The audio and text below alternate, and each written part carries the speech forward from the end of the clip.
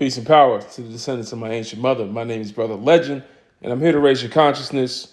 What's going on? If you're joining us on YouTube, my TikTok is BIGBROLGND. You can join us on TikTok by tapping the top right notification bell to be notified of when I go live. You can also check us out.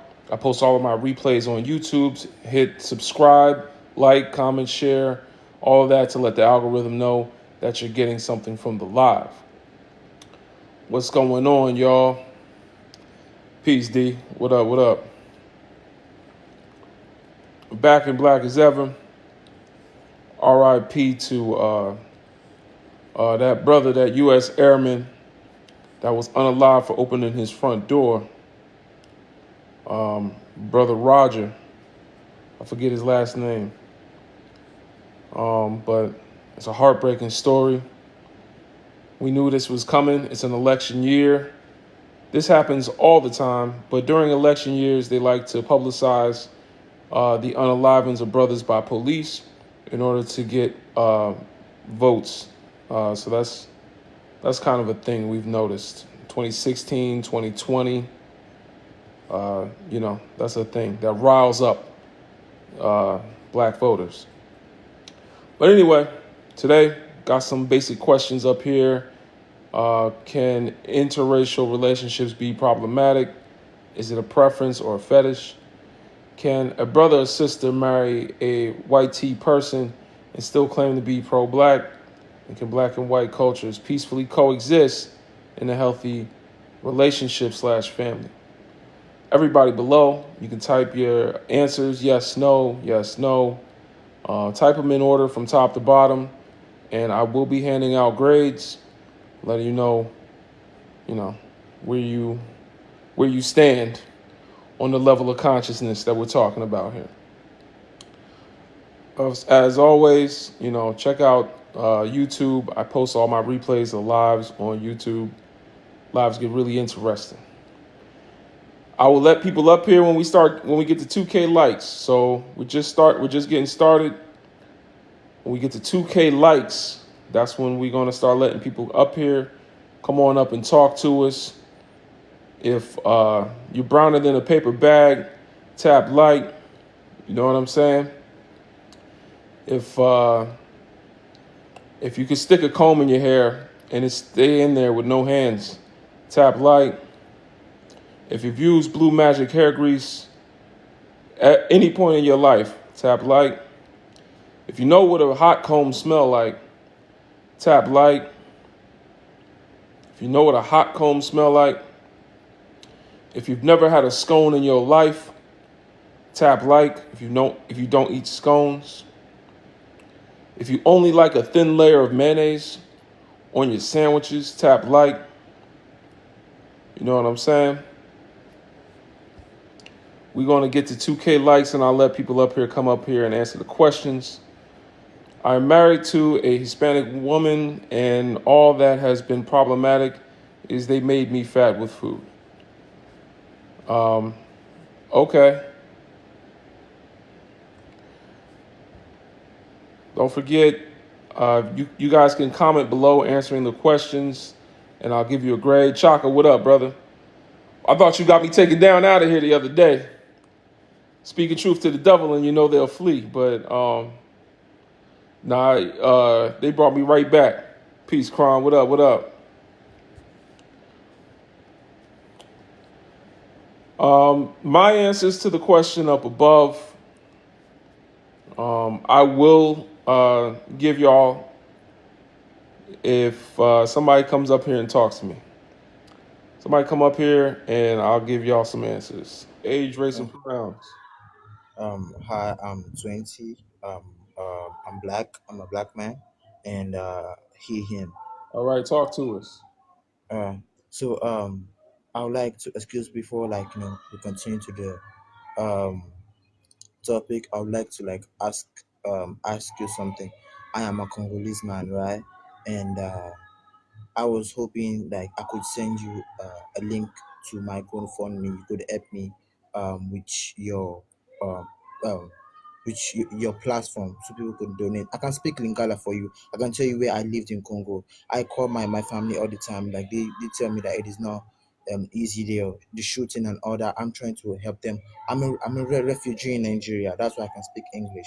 I can show you my refugee stuff. You can call me on video call. We can talk about that. That's what I was just trying to ask you, if like you could help me with your platform. Yeah, I'd love to help. Send me some of your information. Do you have Discord? Discord. Yes, I think I can download the app. Yes.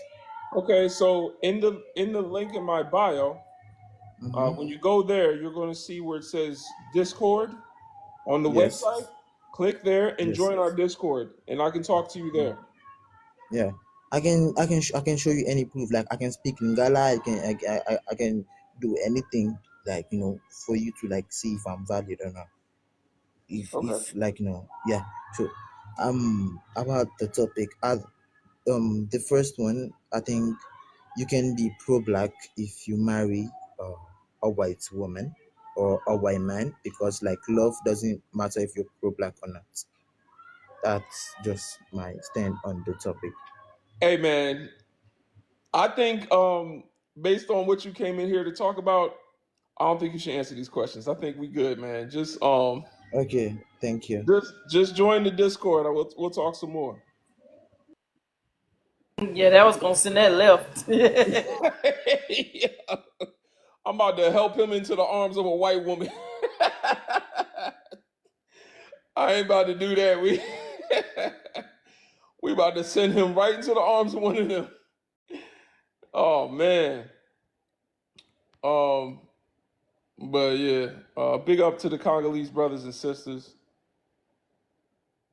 I don't know why TikTok been playing with me, y'all. I think I might have to restart the live again.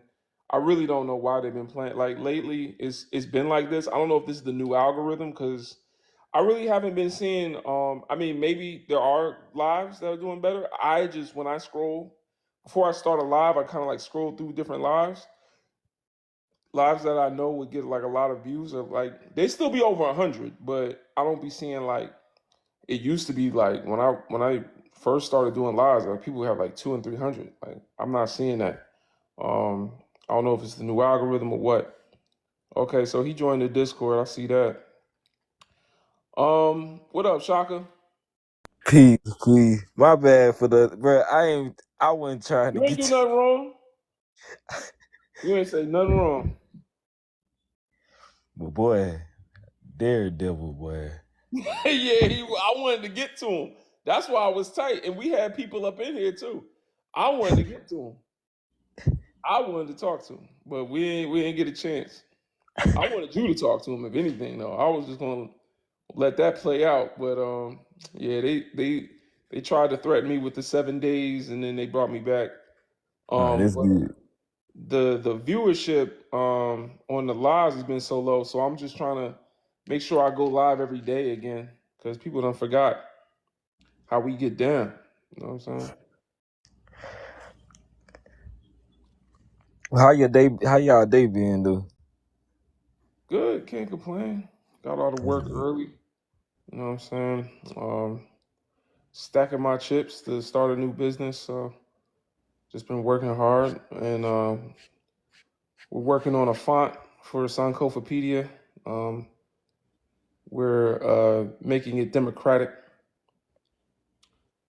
You're on the FYP. I hear a lot of people have to restart to get guests. Okay, okay. So maybe yeah, maybe I'll just restart then. That's what I'm thinking. It might be shadow bans. You know what I'm saying? Except I hate restarting because like Kron already sent the GIF. Except that the GIF will still show, I think, when I restart. But I don't like restarting because you know it be losing the people that's already in here and all that. So I like to be a little bit patient. You know what I'm saying? Hello, Amanda. Could you give us your age, race, and pronouns? Yes, I am 42. You said race, Caucasian, and he, she, I mean, her, she. All right, talk to us. Okay, so the first question was, do I think interracial relationships can be problematic? I'm going to say yes, because I was married in an interracial relationship. And one of the reasons we divorced just because I just could not take the outside hate anymore. I just could not, it was just too much for me. We were together for about 10 years and it just became too overwhelming. And then, is it a preference or a fetishization? Um, like, okay, see, like, the individual in the comments, like girl in the eye roll, like that's what I'm talking about. Like individuals that have no clue. I'm Oh so no, no, glad. no, no. She's black. Okay. Yeah, so you don't have to worry about her. She's black. She don't hate you.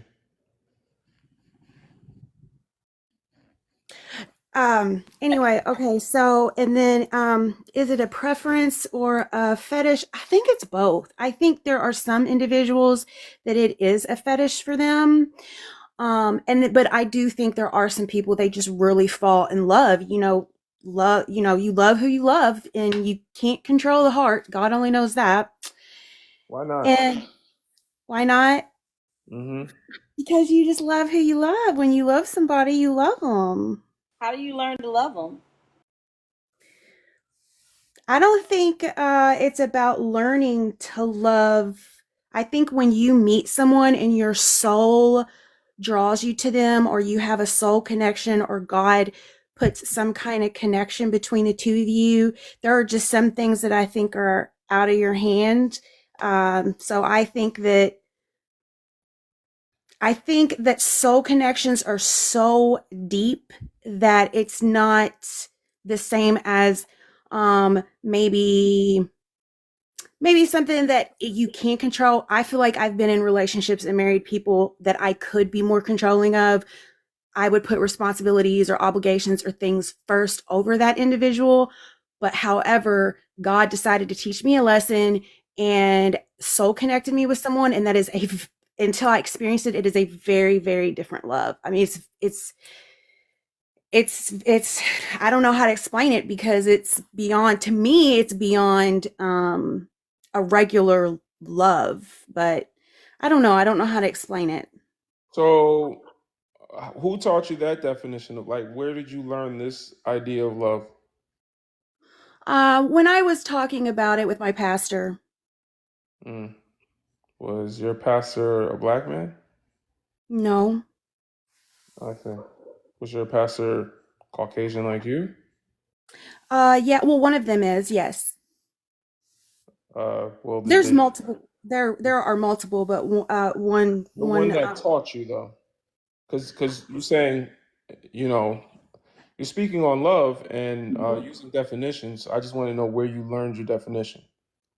I would say through community and through both spirituality and religion.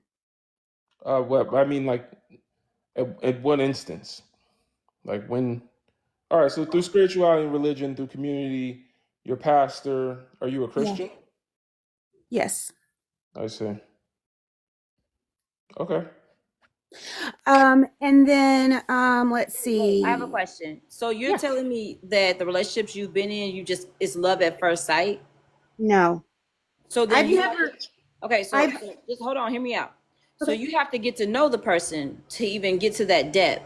So that means there has to be a level of intentionality in getting to know that person before you say, "Ooh, we fallen in love." So that means that time and energy is put into that person for you to even know if you like them or not. That's the choices. Yes. Mm. That's the choices. You get to choose. You get to invest yourself. I'm going to say yes and no on that. Yes, like that my ex-husband that I married and things of that nature, I feel like that was more a relationship that was more of a choice. But the person that I fell in love with, that wasn't through a romantic relationship, it was through different interactions of life and coincidence, and all these things kept drawing us together in the same space. that is where I had my first and only soul connection I ever had that I spoke to with my pastor about. Because it was something I didn't think I was ready for, and I didn't want to travel down that road again. But I kept having these feelings, and so I was just talking to my pastor, and he explained to me, and then I talked to some other people within the community and our meetings and stuff, and that's where I learned about sometimes God will pair you up with certain people and soul connections and what I call, I guess, things that are meant to be, or planned action, I guess, from higher powers. That's what I was talking about in regard. But I've never been in a relationship with that person. I was just speaking on love. Do you believe people are born into sin and have to like accept Christ as their savior in order to be born again? I don't know what I believe on that. I have kind of went back and forth a few times. There are times where I try to stick to what I've been taught, but then the more I kind of do my own research and the more open-minded I become, I'm going to say there's less things that I align with now that I did in the past. I believe that God loves everybody. I believe he loves everybody, if that's the question. So you're saying some people don't have to repent? I feel like that I don't want to say I know or I don't know. I think God loves people, but I don't know I didn't what ask about his love, but Yeah, I'm trying. I was gonna finish my sentence. I believe God loves people, but I don't know what his action is with them. I don't know. I don't know that. So, like, if I was a Muslim, could I go to heaven? I don't know. I'm not God. So, what's the point of being Christian? To me, I think it's a personal choice and a personal relationship of where someone feels good, of where they feel that's home to them. For me, it's just where I feel like I belong. Okay, so you love with your feelings. You choose what part of your religion you agree with your feelings. Do Hmm. you do anything objectively? Yeah, I do a lot of stuff Like, objectively. do you do anything that besides how you feel about it, it's just true and you accept it? Or do you just say, I like religion, but you don't really, have to agree with this part of the religion. I just take the parts that I like, that's what it seems like you've said. I just want to know, what is objective to you? What is an objective reality that you've been forced to accept? So to me, how I feel about it is that everybody has their own calling, everybody has their own experiences. So just because maybe I was raised one way and I was taught something, as I've gotten older and as I'm going through life and thinking on my own and experiences opening my eyes, I go back and I revisit and I'm saying, does this really make sense to me? What do I really believe? I need, let me do some more research. Let me do some more this. Let me do some more of that, so I can come to maybe more of an educated decision on my own instead of it just being something I was born into. So who do you think goes to hell? People that disagree with you? No, So then who goes to hell? I don't know if I believe in hell. A Christian that doesn't believe in hell. How convenient. You see? You you Why you do you say you that's I You think that that was very because that's rude. what I was saying earlier is you say you're No, Christian and you use just because. Christianity as your Mhm, definition of love, but then I've just mentioned two very Christian concepts. mhm, My father was a preacher, by the way. Two very Christian concepts, core to Christianity, is mhm, that you must repent of your sins and acknowledge Jesus Christ as your Lord and Savior in order to be a Christian. That's what baptism is. And then the mhm. second thing is the concept of there being a hell. Um, where does Satan live? You know what I'm saying? Like these are two very basic Christian things, and so I'm confused as to how you can use Christianity for your definition of love, but not Christianity in I any didn't other use context. Christianity for my definition of love. And you're being very condescending. I literally specifically said to All right. you First that of all, there all right, are a all lot. right. Do not ever tone police me. Don't tone police me. If I'm being condescending, then just take the condescension. Don't tone police me. I'm not doing that. I don't. If you feel like I'm being condescending, that is how you feel. Again, you are making something that you feel an objective reality for the rest of us. Don't do that. I was not tone policing you. I can speak however I want to speak. You can't control the words out of my mouth. I'm not going to control yours. But please do But not. isn't that what you're doing Right. right now? You're trying to control me by telling you Now, not to call you out. to calm So down. Alex, What you gonna do? You gonna calm down? All right. Alex, yourself All because right. you can't I handle think it. we're going as far as we're going to Yeah, go. you can't handle it. No, I you got can't handle it. No, you can't what handle it. You're the one feeling attacked. what Bye. was all this? Damn. Man, she ain't have nothing to teach us. But I wanted to go down her logical reasoning. That's what I be trying to do with them. That's what Dr. Francis Cress Wilson says we should do, and Neely Fuller. When they come up, we should try to learn as much as we can. See why they logic and reason the way that they do. We know it's going to lead us down the path of mayonnaise, but we should at least try to learn how they think so that we can understand in real time. It helps with the subconscious denial that racism exists. It helps with cognitive dissonance to see in real time how a racist operates internally. But yeah, that was weird. A Christian that doesn't believe in hell. That is convenient. Like that's the most Karen shit I've ever heard in my life, to be honest. You're a Christian that believes in only the nice things in the Bible. Like that's just weird. You know what I'm saying? Because I guarantee you, black Christians believe in hell. In fact, I think black Christians are more afraid of hell than they are trying to get into heaven most of the time.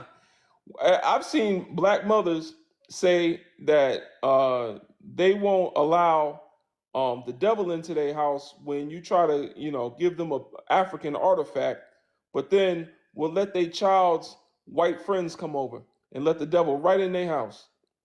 You know what I'm saying? They're like I think we are confused as a people as to where the devil lives. I think the devil lives in the White House. I think the devil lives in the suburbs. And I think the devil lives on the ballot. Got But on the dollar bill. devil's definitely on the dollar bill. He right there. You're funny. Okay. Trucker David, give us your age, race, and pronouns, please. Age 31. Race. My ethnicity is I'll say race Black American. Pronouns obviously he him. All right, talk to us. Yeah, I got a question, brother. You see my comment in the chat and everything when I posted it. I said you sound like you from Detroit, Michigan. You from Detroit, Michigan? Oh no, I'm not, brother. I'm technically from New Jersey. I lived in LA for 5 years. I think I might have picked up somewhat of an accent over there, but I live in Texas now. My wife is from Philly, so I don't know. Maybe I got a mixture of everything at this point, but I'm from Jersey. It comes out of me when I say coffee. Oh, okay, yeah. Okay, that's good. That's good. No, Yeah. you sound like somebody I know from the area and everything. So that's why I was like, yeah. But I got a question. Everything, man. You said that you referred to white man as the devil, or white kids coming to the house and everything as the devil, and what I'm saying, give me some insight on that. Why do you think that the white and everything is the devil? Oh well, we got the right brother up here to explain that to you. Shaka, you want to let him know why the white tea man is the devil? Man. All right, so I gotta ask you, Chucker. You a Christian, right? Yes, sir. I'm a Christian. Yes. All right. Nah, I ain't no Christian, but I know about the Bible, and I read, heard, studied shit about the Bible to know that it's mostly metaphors. Cause ain't no fuck. Alright, come on, man. You know it's ridiculous. Ain't no white tee, red pantyhose, blonde head, blue eyed, peckerwood down there sticking you in some fire. Oh, damn, F1, my bad. Like, come on, that's ridiculous. And everything they say the devil do, who you see doing it? Who I'm started not it?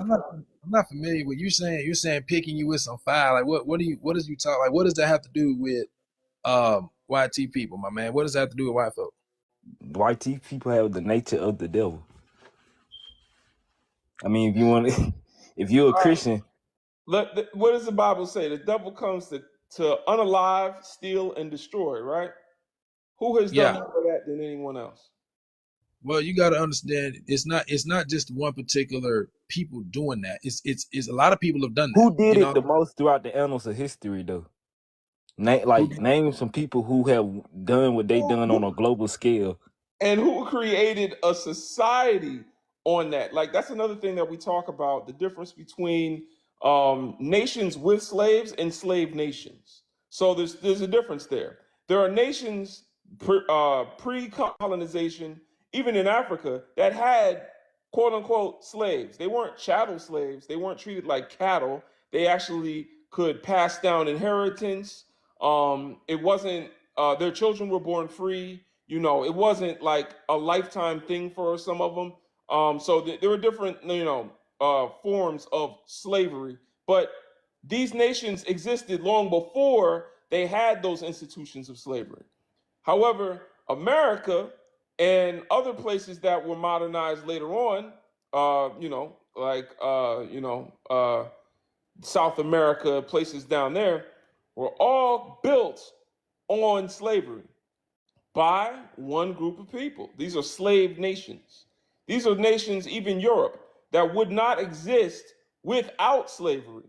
Rome, which at one point conquered all of Europe, was built by slaves.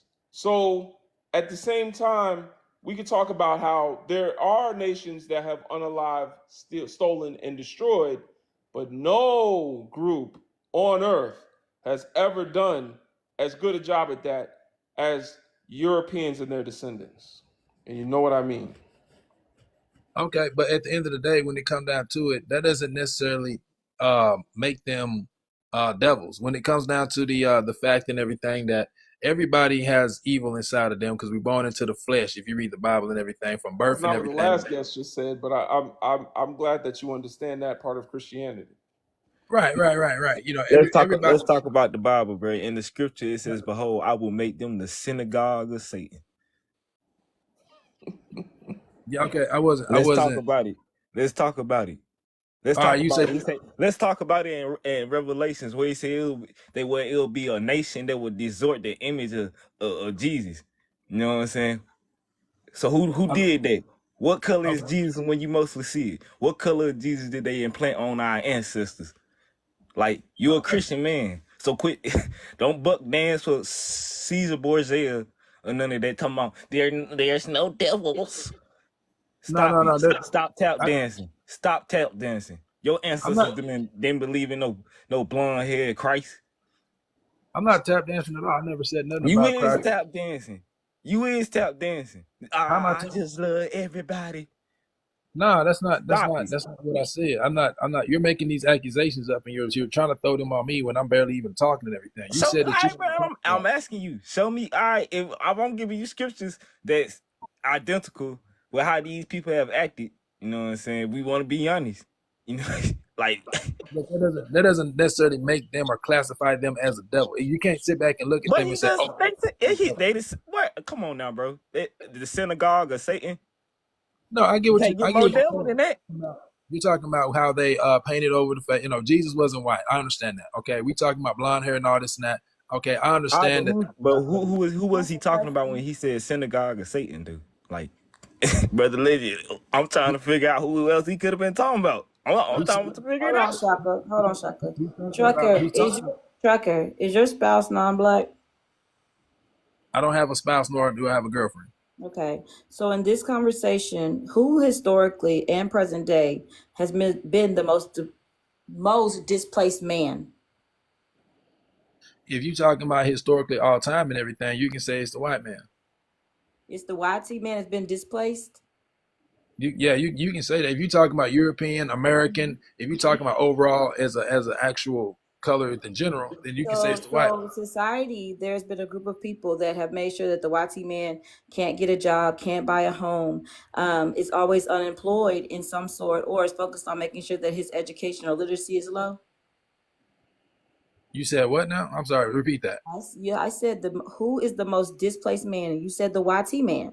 So I said there's a group of people in society today that are making sure that YT men don't get jobs, making sure that YT men cannot buy homes or build any kind of wealth, and that are making sure that their literacy rate is off. Okay. I'm You actually said, oh wait, hold on. I missed the part there. My apologies.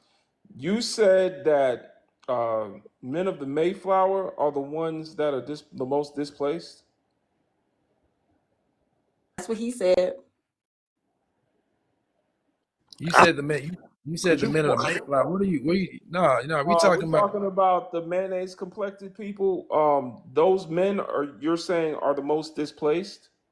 If you're talking about on a scale of who has done the worst and everything in the whole entire world and everything, Who is absolutely. receiving, who is going through the most hardships based on how a particular group is focusing on them. So when you look at certain communities, which community is having the hardest time? Okay, if you're asking that question, then in America and everything, it would be black people would be having the hardest time. So who is the most displaced man in America? Then that would be black people. Okay, so if it's the black man, then in this Mhm. conversation, when you're talking about who is empowered to displace that black man? You said who's empowered to displace that person? Yes. Um, I guess that'd be the officials and everything. The people at the top and everything. What color are Officials. they? Now you're being intentionally obtuse, and I can tell you're intentionally being obtuse. So what race has the power to displace you? That would be white people. So from historic and present day, who has been empowered to displace black men? You said who has been empowered to displace? Okay, Displace black men. America, that'd have been white people. So at what point have they stopped making sure that you in some way or another were not displaced? I mean, that's based off of I I'm gonna say. know. And what point in time have they stopped making sure that you were displaced? Let me answer that. Let me answer that question. When it comes down to displacing everything, that's a particular feeling and everything. Not every black person feels that way. I don't feel like I'm displaced under any So as a circumstances. collective in a group, we're not talking Whoa, about whoa, you. whoa, D. I think we're missing the context. He did come up and say when I asked him his race, he said Black American. So I'm getting FBA vibes. I'm getting original And to they America the vibes. most displaced group, brother legend. So they don't see themselves. So I'm gonna ask him again. In today's society, when we're talking about the collective, not you, you're telling me that black men are thriving.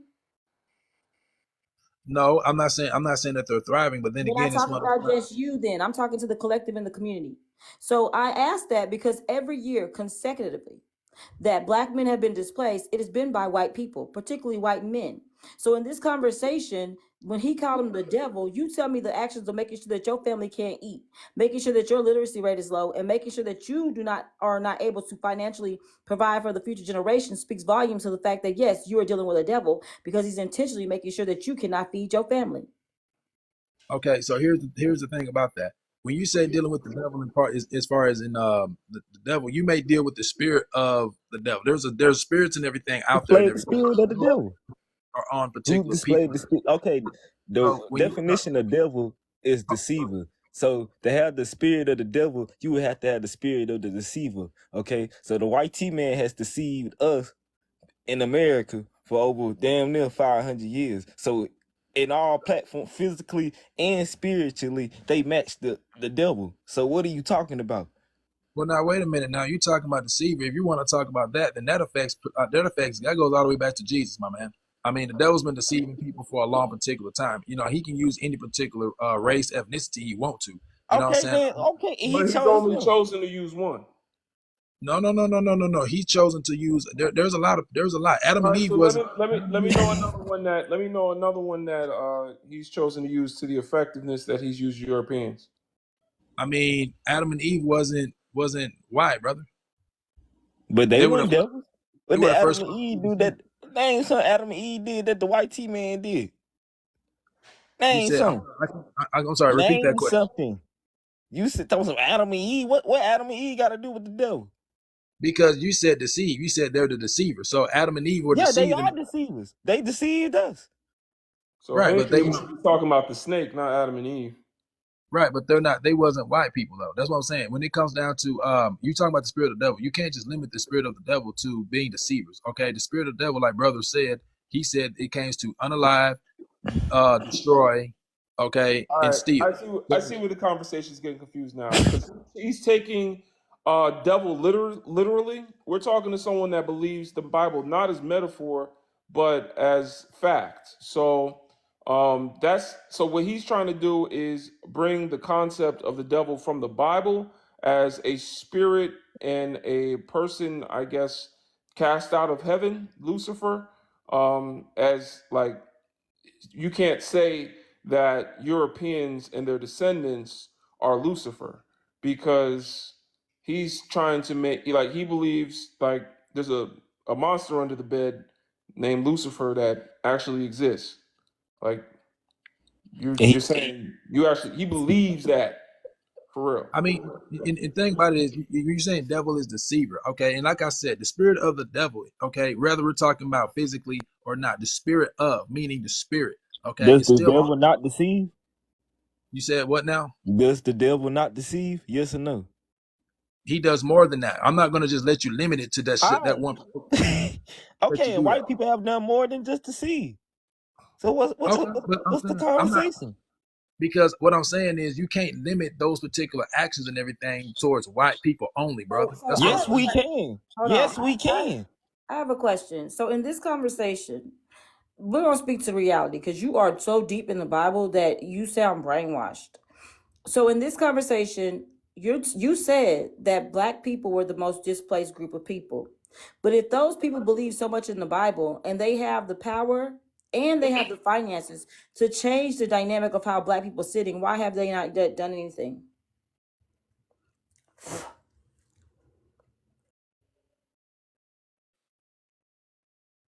Okay, so okay, let me ask you this question. All right, let me ask you this question. Um, that same thing is saying why hasn't Bill Clinton or why hasn't what's his name Joe Biden or why haven't they done anything about stop and frisk or why haven't they done anything about the crime bill? Okay, why haven't they done so? Okay, the answer to that question is me personally. I don't know why they haven't done so because they don't want to do. They don't want to. I guess they don't want to help the black people out in that Well, particular now you area. don't know the godly Brother, why way. did you? I'm interested. Why Now did you you don't know only the name? godly. Why did you only name Hold on, like? African. Hold on, African. So now you don't know the godly way. Now it's just when it comes to black people and the issues that YT people have intentionally inflict on them. Now it's you don't know. You're not even speaking to the Bible anymore. Now No, no, God no. doesn't matter. You asked a question, I answered your question. I put your No, you question. did, but you didn't though, because and I'll explain. So when I asked the question, we're looking at society, right? Forget your religion, so on and so forth. We're speaking to the reality of what black people are experiencing and have experienced for generations. If we're talking about a group of people that have been displaced, and you want to bring the Bible and beat black people down with the Bible, but not speak to how black people got in the situation they're in, that just sounds asinine. Because at what point, if we going by your Bible, do things change or get better? Because since people were slaves before enslavement, if you want to go that far, black people were sitting here and believing in a higher power.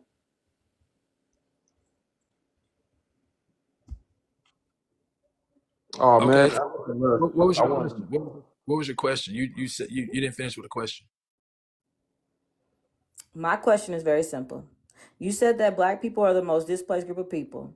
Then you went to the Bible. So who has displaced black people? Let me just ask it just that simple. Who has intentionally made sure that black people do not have wealth, do not have any form of political, social, or economic power? Who has made sure that black people didn't have that? If you're talking about that, then that'd be white people. But at the end of the day, when it comes down to it, you got to understand you can't just limit them to the devil. That's what I'm saying. You can't just say that, oh, they're the devil. They're white man's the devil. I You don't can't see just say why not, but we're gonna move on from this because I don't think you're gonna see that. Um, no. What I'm saying, this is what I'm saying, brother. I'm saying you can't limit just that one particular group of people as the devil, because the spirit of the devil uses everybody. That's what I'm saying. I mean, look at what's going on over there in Kim Jong-un. Okay, I think all of those people are loony over there. You know how Okay, and it's like, because if that was the case, black people would have been burned down. Everything that's existing right now, like they burned down our communities. I mean, if that's what you want to believe, but my statement is, I don't believe that you can just sit back and pick a particular race and say that they are the devil because of something that happened a long time ago or what they've done throughout the history. You can't say that they're the devil. Well, let's speak to what happened last week when a young black boy from Jamaica literally got called out by his friends, the so-called friends, to come have fun. And they literally chased him around calling him slurs. And then when he ran home, he basically unalived. So even the young black boy, you can look up Louisiana, sugarcane field, 15 years old, left out with his YT friend and his mom, and his body showed up in the sugarcane field. His face was beat worse than Emmett Till. I can keep going. Rasheem Carter. Go look up Virginia and look up all the black men's bodies who are still showing up in trees. This is 2023, 2024 information. Go look into Mississippi and all the black bodies that were buried behind the prison. This is 2024. Okay. I mean, okay. That sounds demonic to me. That sounds devilish enough. Now let me say this right here. Warn y'all, because you're not going to prove. He believes in the concept of Lucifer with a pitchfork and horns. We are not going to change this guy, y'all. Okay, let me say this right here. Trucker. We know you believe in the devil. Hold on. So, do you believe that black people and white people worship the same God?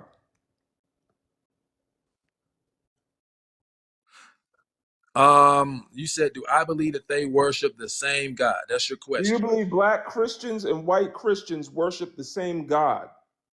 I mean, we can't. That's what I'm saying, brother. I want to answer that question as honest as I can, but honestly, I can't. The reason why I can't do that is because not all black people believe in the same God. Not all white people believe in the same God. So I can't. The ones that go to church on Sunday, do you believe that a black person and a white person, maybe they both go to your church, do you believe they're worshiping the same God? Absolutely. Do you believe God punishes evil and rewards just behavior? Absolutely. Absolutely. So then how does a God reward and punish based on what we've seen from that community? What is your understanding of how the slave and the master can both worship the same God? And if you do believe that, whose prayers does he answer? Okay, well, he answers both of them, man. That's the thing about it. He answers both prayers. When it comes down to black people, when it comes down to white people, how do they answer? How does he answer both? Because one of them is saying, Lord, please free me. And the other one is saying, Lord, keep these people in bondage. My goodness, America is so bountiful and plenty. We stole it from these red Indians. Oh man, it is so good to be an American. I hope this keeps going. Thank you, God, for your blessings. And then the other people are saying, man, they have unalived us in mass. They have enslaved our people. They took us from the shores of Africa and brought us here and took away our culture, our language, our customs, our family structures. They are R-wording my wife right now over in that shed, and then we got church tomorrow morning. How can you say that God has rewarded one and punishes the other, and they still worship the same God? All right, so let me answer that question. Everything you do understand that in the Bible it says that the people will be taken away in slave ships and everything, and be into a foreign land and everything for 400 years. You do realize that that's in the actual particular Bible, though, right? In the book of Isaiah, you do realize that, right, Mr. Brother? What does that have to do with anything? Because what you're saying is, I'm telling you this right here, man. It was meant to happen, whether you want to agree with it or not. It was meant to happen. Black people were meant to leave Africa and come over here to America. It's written and prophesied in the book of the Bible. Okay, and let's face it, when it comes down to black people and everything back in Africa and everything, a lot of those black people, they were not on the right path when it comes down to Jesus and God. They just wasn't. If you look, they was doing a lot of the voodoo. They was doing a lot of these rituals. They was doing a lot of voodoo. they was doing a lot of stuff that wasn't of God. So what happened was he took them from there and then brought them over Oh to God, hold on. How was it not That's of what God? happened. Name something that them Europeans that was doing of God. Name something, cause now it sounds like you buck dancing and trying to say that these no good bastards civilized us. That's what you saying. That's really what you saying. That's I'm what you not saying saying. that. I'm So saying in the stop the Bible. tap dancing, bro. I'm not, That's no, what you doing. no, you You think I'm doing looking that. for, you want to buck dance for massa. Hold on to No, this sir.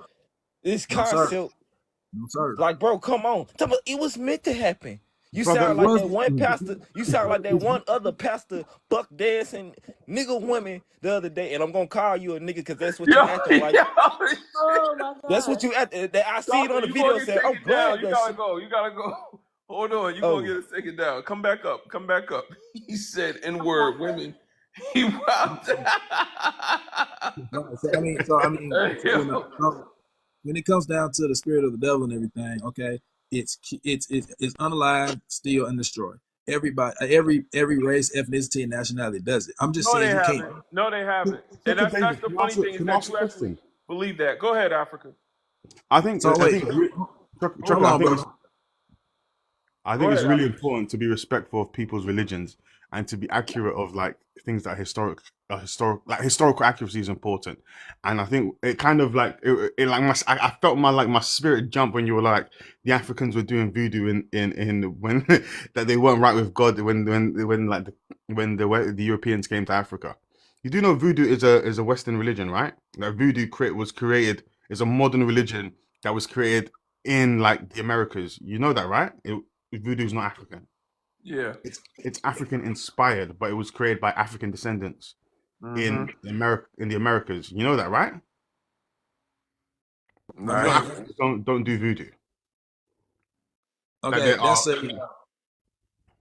no, that's a Caribbean that's a Caribbean thing, So brother. why would you say that like the Africans are doing voodoo? Like it's Because important. they Like isn't it important for people to be respectful and accurate of your religion? Don't you pay people that same respect to at least to be accurate? absolutely, but here's the deal, my man. When it come down to it, a lot of those Africans and everything, my man, they are involved in different kind of spirituality and everything. When it comes down to the spirituality, the religions and everything that they believe in just wasn't of God, brother. You You know, respect Okay, all. then now, Trucker David, could I ask you a question? Can you name me some go of those ahead. African religions that were not of God? Can you name me some of them? Those African spirit, because there's thousands of African spiritualities. Can you name me some of them? The ones that you mentioned that are not of God. You said name ones that's not religion. No, those African religions that you said are not. Oh, Hey, he's gone. ran. Oh, he's gone. Oh, Oh no, no. Jessica blocked him. Jessica, why you blocked him? what? She blocked him. She was done. She was in there sighing. Uh, You blocked him, Jess. Just blocked him. Why you block him? I'm, did he run or did someone block him? oh, she thought she forgot she was a moderator. Oh, but She yeah, this guy, man. Yeah, he see, that's cause my wife is B1, y'all. So she be blocking people when she see the cocoonery, and she forgot that she was a moderator. Um, so good, man. But he probably you, he probably not gonna come back up here. Go ahead, talk to us, Africa. Teach us hey, something. man, religion be frying people's mind, man. Mm. Frying people's mind, and it's important to understand. Like that guy knows nothing about any African religion. Like he was gonna come up blank because people that think like that haven't educated themselves on like how other people believe. Like that you have to understand that part of his Christianity, as he has been taught to like just blanket African spirituality as satanic and evil. You need to Yeah. understand that that is part of his religious idea. The fact that he doesn't know African religions, he doesn't even know that voodoo is an African. Like Mm. all he's been taught that if it's black and it's spiritual, it's of the devil. Somebody put that in his head. Somebody put in his head that hey, those Africans were doing like this Satan worshipping voodoo. Like but then when you ask him about it's really important when you ask people about the details of the things that they believe and they fall apart. you need to understand brainwashing is taking place. When people are not able to articulate their worldview, that's how cults form. Like that's a religious cult. If I'm resolute that Africans were doing all sorts of like things that were not of God in quote unquote, but then when I'm asked about like, I don't even know the difference between like modern like African religions that have been developed in other parts of the world by the diaspora and what like the Africans were doing in West Africa, he wasn't going to tell me about Ifa. He wasn't going to tell me about Odinani. He wasn't going to tell me about any African spirituality. He doesn't know. But then I think, brother legend, I think it's our biggest weakness as Black people is we are so critically and like completely addicted to the Abrahamic religions. So complete, the addiction is so complete and so absolute and so kind of like soul capturing that like, unfortunately, there's millions of people like that, brother, that are so brainwashed, and like it's an uphill battle that we have to take as our community. But unfortunately, he's one of many. He absolved white people of their crimes towards his own people, and then turned around and said that our people were, practicing evil religions, and like our natural state of being was evil until we were introduced to Christianity. It's really sad, because when we were talking about the white tea people being the devil, he had all this defense of them. But then when he started talking about Africans, all of a sudden he could see how we were demonic on the continent. I think that's it is sad, Jazzy T. That's a shame. And that's another thing, right? Thankful that it's proof that he hasn't researched, because if he knew better, he'd know Christianity started out as African spirituality. If he knew better, he would understand that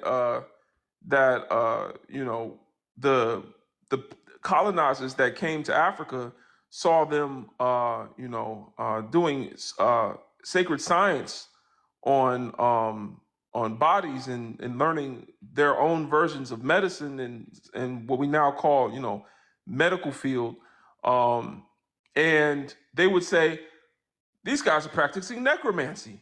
Look at these evil people. And then they turned around, stole the knowledge that we had and took it back to Europe and started practicing medicine. It's just like there's so many different ways where they're completely disingenuous. You would never go into a surgery room and see someone getting operated on and say, these people are evil. We got to burn it all down, guys. Take over. They don't deserve this land because they're performing a surgery, But yeah, that's the thing.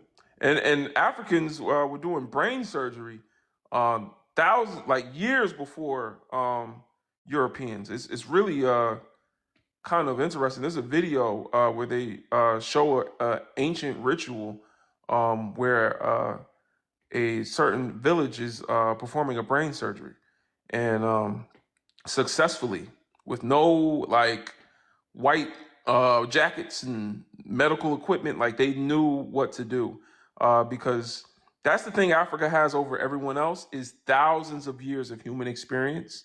You can't fathom that.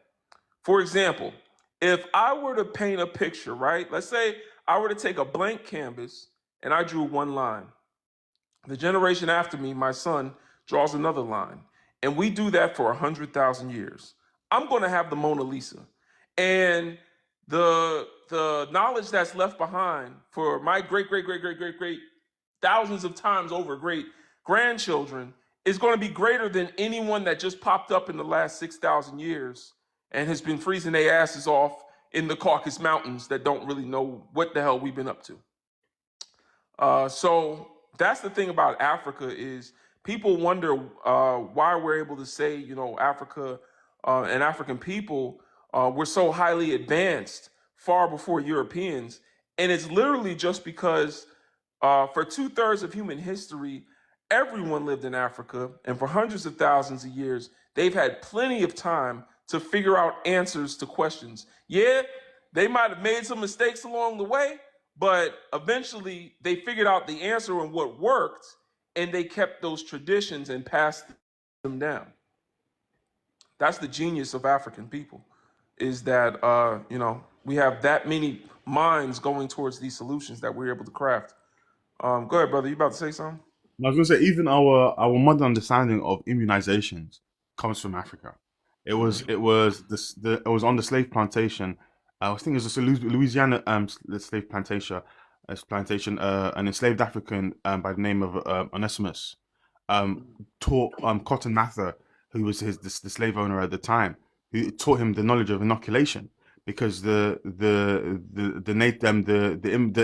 migrating populations from Europe had been dying in mass from smallpox.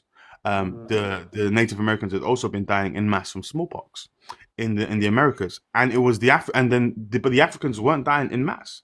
The reason why the Africans weren't losing their lives in mass was because like they already had the knowledge of how to inoculate themselves against smallpox, because smallpox is an old world religion that has existed in Africa and Asia and Europe for thousands and thousands of years, and Africans we had our ways of protecting ourselves. Cotton Mather took these ideas from Onesimus, and he was inducted into the Royal Society for doing so. There's a long history of there's a long history of like taking like African like and people and like of taking African science and like whitewashing it and then telling people, hey, this is the white man created this. But really, even like the idea of like immunizing, taking a small part of a disease and using it to trigger your immune system to create an immune response. That's an African idea. That is a directly African idea that came directly from Africa that the Africans taught you modern Europe. But like people don't even know this kind of stuff. People don't know that like when they went to Uganda that people have been doing cataract surgery. People were doing like cesarean sections, well documented, and doing it with the kind of proficiency which suggests that they've been doing it for generations. Because if you can do open surgery without like the modern technology that we have today, and you can do it without like infections, without people bleeding out, that suggests that like, hey man, you've been doing this for generations. That there's a skill here. I think there's so many things within Africa that just people don't know, and like oftentimes people's ignorance on Africa is filled up with kind of this kind of unfortunately religious worldview that suggests that like, hey man, Africans, they were just in the jungle doing voodoo and not doing anything, and this is like it doesn't reflect to history. That's a shame. Time he get into it, he start popping them lips. Yeah, he do. Diva, I'm working on that. But yeah, no, that's real, man. And big up to the African brothers and sisters in the live. I see some of y'all got flags in your Senegalese sister down there. Big up to the continental Africans, man. Mad love for y'all as always. Wishing to reunite my people. I made this platform, b1initiative.org. You can join us. We have over 860 Pan-Africans joined together where we share content, share ideas. We're building a project called Sankofapedia. And yeah, what in the hell is going on in my comments? Oh no, that's not how you spell it, Jazzy T. It's B1, the letter one. I mean the number one, b1initiative.org. The link is in my bio if y'all want to join. Appreciate you, Jazzy T, for sharing the link though. Londi, y'all, you better stop playing with me. I'm like, yo, hold on now. What in the hell? Yo. Brother Legend, I wanted to ask your opinion. Yeah. Because I've seen some like, this is a very contemporary of like what's happened over the last week or so. But I've seen like, I'm sure you're familiar, you're a musician, what's happened with like the beef within like the hip hop in the last week. And I've seen some FBA people try and spin like the narrative of like it being like, when Kendrick is saying they're not like us, talking about like people who don't like relate with their Africanity and their blackness, like moving into spaces, and they've tried to flip it and say they're not like us is their kind of weird ethnocentric kind of like It's like when he says they not like us, is they're talking about, oh no, they not like us, as in when we're the pretendian Native American. Like, it's just Yeah, crazy how crazy. they flip. Yeah, it's from this one Twitter account. I've been really deep into the Pan African diaspora Twitter space lately because I'm trying to like build a platform there. Y'all can check out my Twitter, BIGBROLGND, just like it is on here. I'll be on there heavy, and I be having tweets going semi-viral. So um, y'all just might see me on Twitter, man. If you do show love, let me know you watch my lives, and I'll follow you back. If you be one, you know what I'm saying? You gotta be a brother or sister, of course. But anyway, I've been watching that. I seen it's this one sister, she light skinned with a big forehead. I forgot her name. And she be always FBAing things up. And she just got called out on something else too. She be looking crazy. Oh, what up, Rashad? I be seeing him on Twitter. Rashad down there. Y'all can follow him too. I be seeing him on Twitter a lot, man. Peace, brother. Um, yeah, things people tweet at real, they do. Yeah, they tweet crazy on there. That they like that whole thing, brother. That's just them trying to create division. The real African Americans I talked, no one was thinking that when they heard that song. Nobody was thinking that at all. Like he didn't like Kendrick Lamar has called in one of his songs, one of his lyrics is "I am an African." Like he talks, he's cool with or took a picture with Farrakhan. You know, he's deep into that real like Oakland Black Panther type energy. Like he's connected to that type of Compton, LA vibe. You know what I'm saying? So he know he's African. He goes to Ghana and he there's pictures of him wearing the kufi and playing soccer with the brothers and sisters over there. But the Don't legend, listen. you know what? Yeah. It's kind of scary how people can flip the narratives in your absence. So, like, imagine, not seriously, imagine, like, if you, God forbid, anything happened to you, or if you weren't here, if someone said, "Hey, man, Brother Legend was an FBA." Honestly, it's the exact same. Even though there's a mountain of evidence to suggest Brother Legend is not an FBA, they're like, "Brother Legend is an FBA. He was born in America. He's married to an American. He did American music. He is an American, and he's proud. He's FBA to the roots." They would say that in your absence. It's crazy. Yeah. I've already had lies told about me on this app, on Twitter. Someone tried to say I had a white wife. I had a secret white wife. Um, Knowing that my queen is black as the ace of spades. Black is the queen of Sheba, the beautiful Queen Jess. So I don't know what they talking about. But yeah, man. They've already tried.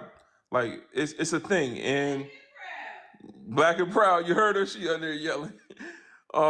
But yeah, so it's something that is an obsession for them to try to make everything Black American because, of course, they're trying to separate themselves from the diaspora to to become masses' favorite N words. That's really what they're trying to do. They're trying to say, "Oh, we're better than the rest of them." They think that one day white T folks are going to look at African Americans and say, "I like you. I don't know about the rest of them. I'm gonna give you reparations. I don't know about the rest of them." Like that. They think that they have in their imagination that one day this could happen, but it will never happen. Um, Brother, I think it takes such a deranged mind to look at the important points that Kendrick was making about like culturalism in our community, about like people not being attached to social struggle in our community, and people about reaping like and taking without like being passionate about putting back in, like all these issues that are real issues in our community. And like I don't know how like in your what kind of sick mind you'd have to say this and think and all you can think of is like yeah, man. He's talking about these African diasporans. What the fuck? You know what's weird to me is that the term FBA, Foundational Black Americans, is listed in the U.S. Trademark Office, United States Trademark. If y'all want to look it up, USPTO.com. I'm sorry, .org is the official trademark office of the United States, and it's listed owned by Tariq Nasheed. So anytime you say that you're a foundational Black American and Tariq Nasheed doesn't like it, or you were to make I don't know, a foundational Black American website or T-shirt, he could send you a cease and desist. So you're literally calling yourself an identity that can only be profited by Tariq Nasheed. I think that's a very important thing to acknowledge, because why would he, like, even if you wanted to make that a name for an ethnicity, an ethnic group of people, why would you immediately run to the trademark office to trademark that name? And it's been Um, going on for years. yeah, for This, years, yeah. So from the jump. This is not something that he did in the last few months and said, "Oh, this might be profitable." He did this from the jump. He had it yeah, trademarked. right, So yeah, you need to understand, like when you're calling yourself like this is why, like, when people play in our faces, it's just like you're disrespecting, like you're insulting my intelligence. Don't tell me it's a lineage when it's copywritten. Don't tell me don't tell me it's a what's it called again? It's a lineage when I can look up the trademark. yeah, Don't play in my face. yeah. That's wild. Yeah, I mean, for example, Sankofapedia is trademarked, but it's trademarked by a nonprofit that has no owner. You know what I'm saying? The ownership belongs to the people, pretty much. Like it's a democratic organization that owns it, but it's not owned by me. You know what I'm saying? Where it's like now, you know. Also, it's not an identity you're imposing on people. Yeah, right. Exactly. That's what I'm saying. So it's like I went through that process, and I can't imagine how sick you gotta be to really think like, yeah, I'm gonna own FBA. Like that's crazy. Like that. Imagine somebody saying they're gonna trademark Asian American. Like that's how he sounds. Like, It's crazy. It's yeah, crazy. And like, if you're grown, I don't want to be insulting, but if you're a grown man, like identifying with like another grown man's trademark, that's crazy to me. crazy. That's That's crazy crazy. to me. Yeah. So that's the thing with that, FBA is a trademark. We need to remember that. And brothers and sisters that have been had their identity stolen from them will cleave to anything. They if they're not educated in where they come from, they will look for anything else than to be with uh, what's his name, black education professor be saying. He be saying last place anxiety. They don't want to have last place anxiety. No one wants to be in last place. So they'll come up with FBA, and some of them are now walk around here calling themselves original. You know what I'm saying? All that other stuff. So, um, that's just a thing. I think when it comes to the Kendrick Lamar and Drake thing, what he was really saying was that now hip hop is regional, and Drake is from Canada. Canada has no sound. Kendrick Lamar never made like that West Coast of a song before. Like he's got songs, but and he's got songs that got kind of like a funky West Coast bounce, but he never straight up muzzled on a beat, just had a West Coast, Compton, LA bop like that. And Drake don't got that. Drake don't have that sound cuz Canada has no sound. There's not enough black people I think up there to even have a like real culture hub. They kind of got their own thing going on, but they don't their sound is just an extension of whatever we got going on. And so that's why Kendrick was saying they not like us. Um, really speaking to Drake's inability to actually, carve out a Canadian sound and have a sound that's tied to a culture, but how he's really just coming around like a colonizer and taking from different parts of African American and Caribbean and African cultures. He got his Afrobeat songs, he got his patois accent that he puts on every now and then, and then he got his Atlanta 808s and future songs, and then like he's just bouncing around. Do you know when I heard "they not like us," like even the phrase "they not like us," how I interpreted it is like you're not like us because like you don't come the reason why you're not like us is because hey, you jump from like culture to culture, and like you're not deeply invested in these cultures. Like Right. the reason why you're not like us is because like you don't feel socially responsible for the community that you're profiting from.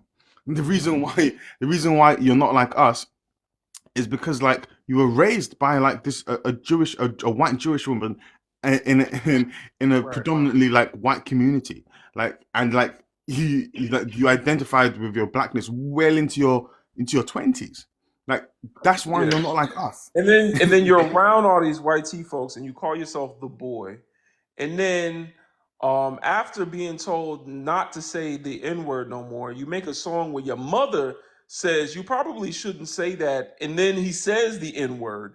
And then in that same verse, I mean a white mother in the song, and then he says the N-word in that song. And then he turns around in that same verse and You're rapping like you're says trying to that get you the rap slaves like you're free. trying to what? You said you're rapping like you're trying to get the slaves free. It's Right. like nobody's. And so Who would say that? that's something we would never joke about. But then on top of that, when have you ever spoken up about the slaves? You so black. When have you ever spoken up about what black people are going through? When have you've never done it? Drake has never said anything about anything that we go through. He's never said nothing about Breonna Taylor. He never said nothing about Black Lives Matter. He never said nothing about George Floyd. He never said nothing about nothing. I never learned nothing about what black people are going through in a Drake song. Kendrick Lamar can do better, but Kendrick Lamar has addressed time and time again. He even has a whole album where he really addressed his blackness and speaks very, outspoken about how black people have suffered in this country for years. Even in his diss record, he goes to tell the history of Atlanta and how they built trains and railroads. So you see the difference. Like that's the they not like us is that Drake, you are performing. You are being you're using your blackness as a costume. That's why you got pictures in blackface. You know, you're using your blackness as a costume, but you don't use your blackness to benefit the culture. So what do you call someone that constantly takes from something but gives nothing back? A colonizer. So, that's where Kendrick got him. You know. Yeah, and like even the comparisons to MJ, I don't know MJ cared about his community. Right. No, but seriously, at the like even the comparisons to MJ at the height of MJ's fame, MJ came into social consciousness and was telling the what and was going to the favelas of Brazil where they told him not to go and Right. saying, and as the most famous man in the world was looking the system in the face and saying they don't care about us, they don't really care about us. Like, do you know how much trouble Michael Jackson got in? Like, they tried to take that song off the air. Like, Yeah, it's I know really why. important it's important to understand. You're not Michael Jackson. Like, you would not be able to tolerate what Michael Jackson went through, like even to speak out. Like if you look at the latter half of Michael Jackson's career, Earth Song, Black or White, Stranger in Moscow, like these are a thing. Him talking about like going through it and him like being a black man in America. Like there's not like there's no equivalence in terms of Drake's discography, and Drake could be a massive beacon of like positivity and like as a force of black liberation if he cared, but he doesn't. Mhm. And I think that's fundamentally what he means when he says they not like us, and to flip that on his head and to try and steal that for some ethnocentric angle when like before Yeah. all of this, before like Kendrick got woken up, that dude was in Ghana playing football. Like, Mhm. it's Right. so crazy, like how the evidence suggests something completely different, and Yeah. people will just take something and flip the narrative. Yeah. Yeah. So that's why you can't believe everything on the internet. I'm telling you, the FBAs I see on the internet, I have not seen them in real life. I've seen people call themselves FBA because they think it's a harmless term and they don't know who Tariq Nasheed is. But I haven't seen this extremely xenophobic rhetoric. I mean, a lot of black people, a lot of black Americans live in big cities where there are black people that are Caribbean. There's Africans. I grew up around all types of black people. There was a time, I'm gonna be honest, when I was like 13, 14, where I also did not believe. I believed Africans. That's the funniest thing. I just realized that I believed my whole life Africans were black people, but there was a time when I didn't believe Caribbean people were black people. I was young. I was, you know, I was 13. I didn't know any better, but I remember getting into an argument with a Jamaican dude, and and we were just arguing back and forth. I was young. I'm upset with him because I'm talking about black people, and he keeps saying I'm black, and I'm like, no, you're not.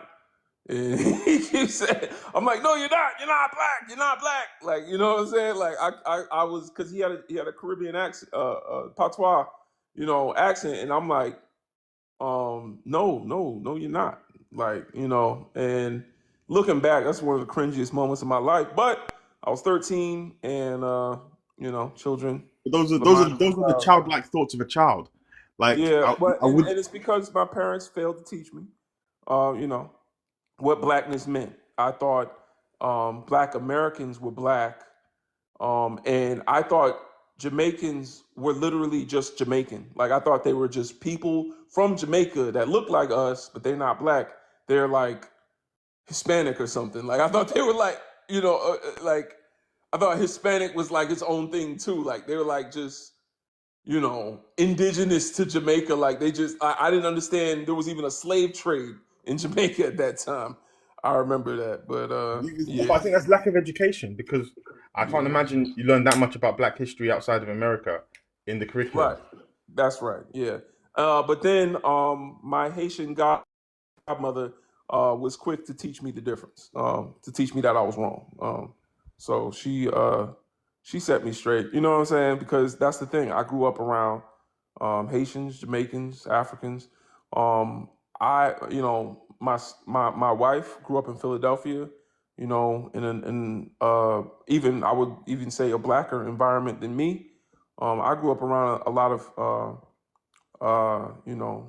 South American Latino community, but she grew up in Philly, so there's a lot of African Americans. But even she grew up around, a few of her friends. I think more than one, but I can think of one offhand that's Jamaican.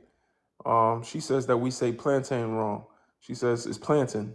Like so, yeah. I'm just saying I don't see all this xenophobia off the internet, brother.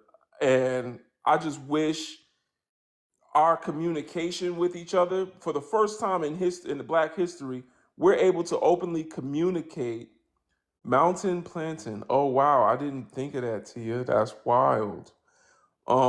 That's crazy. But we are now able to openly speak to each other across the water, uh, brothers and sisters and different ethnicities. We can all talk to each other, and we got this just barrier of nonsense between us. It's just so annoying. We can finally speak to each other on devices. We can finally, and it's like we got this ignorance in between us, and some people get turned away from it, from the truth because of the ignorance. It's just so annoying, man. So annoying. I think it's yeah, it's a very annoying kind of infection because you think like this is the first time in human history where like since we've been displaced from each other, is that like we're able to contact with each other in real time. This is the first time in like for some people's lineages 300, 250, some people 300, some people even 400 years. Like Yeah, we've not been able to connect like this since we were in Africa together. And yeah. I think it's super annoying that like now that technology has able to bridge that gap of communication, that you have Mhm. people like who are so like deeply invested in their colonial identities that like they're putting like being like American or being you're like from whatever British Britain or being from like out of some island before like before like our intertwined Africanity. I think Right. that is bizarre. It's so bizarre that like now that we have the means to really unite and to cooperate and to make cohesive plans together, you see this kind of like it feels like COINTELPRO, man. Yeah, It I'll feels like never forget. No, it does. You're right, and It that's feels what. like it feels like a direct response to like the kind of now that we have the capacity to do something that has not been done before. It feels like I don't know, a kind of an organized backlash, and even the way like they swarm social media accounts, and you see all these kind of random looking social media accounts and these nameless and like anonymous social media accounts pushing a lot of this rhetoric. It feels very COINTELPRO-y. It does. Hmm. Yeah, I mean, especially on Twitter, you see them. A lot of people with black profile pictures saying exactly what white tea people will say, and sometimes they get called out. People screenshot like certain tweets. Um, Somebody tweeted something about crashing out, but they said it like it was like a good thing, and like black people could tell like that's not how we use that word. You ain't black. Like stop lying. Like, you know what I'm saying? Like so yeah, it's funny to watch them. You know, white tea folks love to play with us like that. But yeah, I think eventually we're gonna see more brothers and sisters come together. It's just a shame that the only time that happens. Now we gotta look at history to know the future, right? The only time black people come together is when the temperature rises. You know what I'm saying? So I want us to come together, but I'm wondering if over the next 20, 30 years, if the temperature is going to rise. You know what I'm saying? I feel like the temperature's been rising. I think it feel for someone, yeah, like someone who's had like a few decades of experience now. It feels like in many ways the world is regressing. It Yeah. feels like even like the right wing wave that we're seeing across like the Western world, and like the rise of many far right like positions across the Western world. I think it suggests like that there's a certain regression going on, in terms of not even regression. I think there's a kind of a mask off moment where people are like saying, "Hey, man, I know we said we believe in this shit, but like, really and truly, I'm a colonizer. And if I Yeah. have to colonize you, if I have to colonize you again, and if I have to push that button again, or if I have to turn the screw again, I'm gonna do it." And like, I think a lot of like, I think that's what a lot of like you see now. I think there's almost an instinctual understanding of like the global demographic rates. I think there's an instinctive understanding of the global kind of birthing rates, and an instinctive understanding of like people thinking like even in like Western countries. So like places like the USA is in 20 years, it's not going to be majority white, and I think these kind of like these demographic changes are driving them crazy because I That's think right. Yeah, exactly right. That they're losing their grip I on the world. Thank God. I don't know how long it's going to take to crumble, but they are losing their grip. We can see it in France.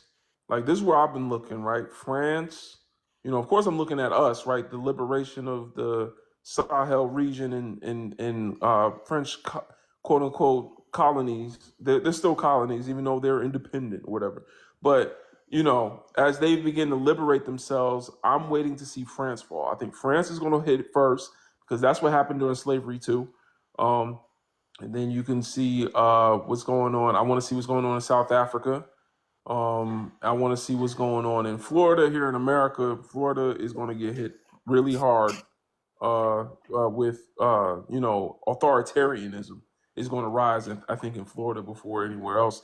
It it's somewhere in the South. Authoritarianism is gonna come through. We're just waiting to see which state it's gonna be. I think Florida. But yeah, like I they're losing their grip, and when what happens when you start? What happens when you back a wolf into a corner? You know what I'm saying? They start to show their teeth. So I think that's honestly what's going on. yeah. And also like even places like France, as you said, like throughout its history has been dependent on like France's history is a history of dependency on Africa. If people don't know, like France, even like France back in the 1800s, France was back in the 1700s. France was dependent on Haiti as the jewel in its empire. Haiti was the most lucrative of all of its colonial possessions, and Haiti generated the majority of the French economy. When the Haitian Revolution happened, and the Haitians overthrew the colonizers, like they had the French economy faced collapse. They had to. That's why the Louisiana Purchase happened, Right. because the French government had been so economically impacted by the loss of Haiti that they had to cede other colonial territories like Louisiana to the United States to balance their books. Right. Likewise, fast forward 300 years, like the French are still dependent on black Africans, just not in Haiti anymore because they can't do it in Haiti, but they're doing it in Congo. They're doing it in Ivory Coast. They're doing it in Cameroon. They're doing it in Gabon. I think like it's really important to understand like and that's a top 10 global economy has been dependent. I think it gives you a scale on how much has been extracted from Africa. That like this top 10 economy throughout its history has been dependent on like on African labor, on African exploitation, and like France was a waning regional power before it had access to African wealth. What transformed France into a waning regional power, getting often bullied by Spain, often bullied by the UK? What turned them into a global empire was access to African labor, African wealth, and like African exploitation. And unfortunately, like I think it helps put in like put in perspective the scale of the looting. Because imagine if we had an African country as wealthy and influential as France. Because and you have to understand, like France's wealth and influence is generated from who? So like this, I think it's important. Like it's not that we're not without power; it's that oftentimes the power is being ceded to other places. Right. That's true. That's true. What's going on, brother Timothy? Hey, what's going on, family? Peace, peace. Yeah, we out here in these intellectual streets. Yes, sir. As always, back in black. Mm-hmm. Yep. Yeah, but no, brother Africa was making some very, very, very valid points, and it's started to remind me of been during everything that was going on in Europe with rubber production going on in Africa, and Leopold the second, and all the unaliving that he was doing. I'm thinking like, man, so while Europeans were walking around with rubber at the bottom of their shoes, rubber coats, the whole shebang, and they had a surplus of all these maybe like rubber going around the wheels of their carriages, um, our brothers and sisters in the Congo were being unalived. So now instead of it being rubber, it's now cobalt. And Europeans are doing the same thing. They have all these, well, now everybody globally pretty much all has all these electronic devices, but nobody's paying attention to where what's powering the electronic devices is coming from. Right. And it's the unmasked unaliving of our people in the Congo. Crazy. Yep. I Timothy, forgot what. Yeah. Go ahead, Africa. I was gonna say, I thought your insight might be interesting as like you're the only person of biracial descent like amongst us. Like what do you think about like the whole kind of narrative that has happened over the last week about like specifically Drake as a biracial man using kind of his biracial identity to not fully be invested in black causes, but to reap the benefit of like of a black identity and like black and access to black culture. Oh yeah. That's I kind of been mean, the accusation over the last week towards Drake. Do you think that's a valid accusation? And is that something that is that a pattern that you've seen in your life before? oh yeah, yeah, definitely. Like, I won't say that I've personally experienced people with of the same kind of background that have like that I've seen actually do that, unless maybe I have been like missing them doing that growing up. But yeah, Drake, like I posted about it like a while back. Well, not a while back ago, but a couple days back, and Drake he's black, but he hasn't been consciously black since birth. Yeah. Like that's just yeah, he's not consciously black. And he uses, because of that lack of being consciously black, he uses um essentially like Eurocentric ideologies. And what he's doing is he is very much so using his proximity to the black community in an attempt to exploit the black community. So yeah, like he's lining his pockets. He's not actually doing anything to help benefit black people. And Kendrick called him out for it. And Right. yeah, so I mean, Kendrick Well, won I that would one. say, and see, that's the thing, because that's why I haven't made a video about this damn beef, man. Because to be honest, Kendrick don't do ish for us either, but he speaks about the culture. He speaks about our oppression. He speaks about people would chant his song "We Gonna Be All Right." Everybody was saying that during the Black Lives Matter protest. You know, that's like that's the culture. Like Kendrick actually speaks to the culture.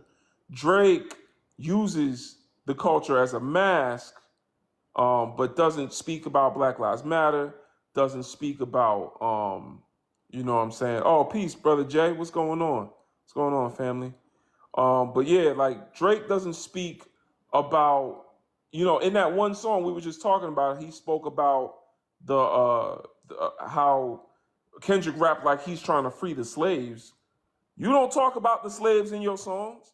You don't talk about Black Lives Matter. You don't talk about George Floyd. You don't talk about Breonna Taylor. You don't talk about nothing. You keep it, PG, like he said.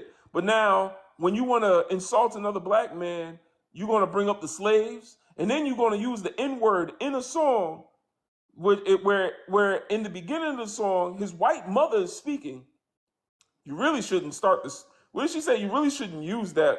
You really shouldn't use, I don't know, the word, or you really shouldn't start the song by saying, and then he says, N word, I know that you mad, da da da da, like, N word, I said it, I know that you mad. And he starts, it's like, hold on now. We use that word as a term of endearment, sir. Why are you using the N word to insult a black man? That's very colonizer of you, is it not? So I mean, but that's the thing. As a Pan African Garveyite, now I'm sure Timothy understands this too. I'm sure Africa understands it, and I'm sure D. We still need to apply pressure on Kendrick, y'all. We still gotta apply pressure on Kendrick. I love black, millionaires. What they create and all that other stuff is real good. But at the end of the day, there's still tools of the colonizer, because you don't get $1 million unless the white team man wants you to have it. And Kendrick hasn't created any institutions, resources, or systems to help brothers and sisters out of their oppression. And I know his master wouldn't let him do it. Now, if y'all really want to know the behind the scenes, I was in the music industry. And this is what they're talking about in the music biz. I don't know. I haven't seen this conversation going online. And I thought about making a video about it, but again, I don't really want to talk about this beef because we have more pressing matters, like the brother that was just unalived in Florida. I haven't made a video about that either, but I'm just trying to think of how I would want to present that. You know what I'm saying? But what's it called? What's going on behind the scenes in music right now is that Universal Music Group has called off the beef. Universal Music Group has called off the beef. Kendrick didn't stop and Drake didn't stop because they both wanted to. They stopped because Drake signed a $400 million deal to Universal, to a 360 deal, where they own anything Drake does. Like they own Drake's Nike collab, they own Drake's music, they own Drake's label, they own anything. Anytime Drake appears on screen, they own that. Endorsements, all this other stuff. So it's all owned by Universal Music Group, and it's the largest record deal ever. Drake signed it a few years ago, $400 million, and now Kendrick Lamar, according to Universal Music Group, got a cease and desist because, or got a warning. It wasn't a cease and desist. They had like a conference call where they were saying that Kendrick Lamar is costing Universal Music Group billions of dollars. So isn't that funny, ironic how they do that? They sign a black artist for 400 million, but they make him billions back. So that's what's going on as far as my inside sources that talk about music. Is that Universal Music Group was losing a lot of money, so they got both parties on the phone, and this is coming from actual people that like report like music industry news. But they got both parties on the phone and asked both of them to stop because they were ruining a $400 million deal. They need Drake to become more famous, not less famous. So yeah. I think it's telling that the music companies, they took. I suspect that's true that the music companies behind the scenes called off, because I've heard that as well. That's been widely reported. That and I think it's interesting that is when the music companies would intervene.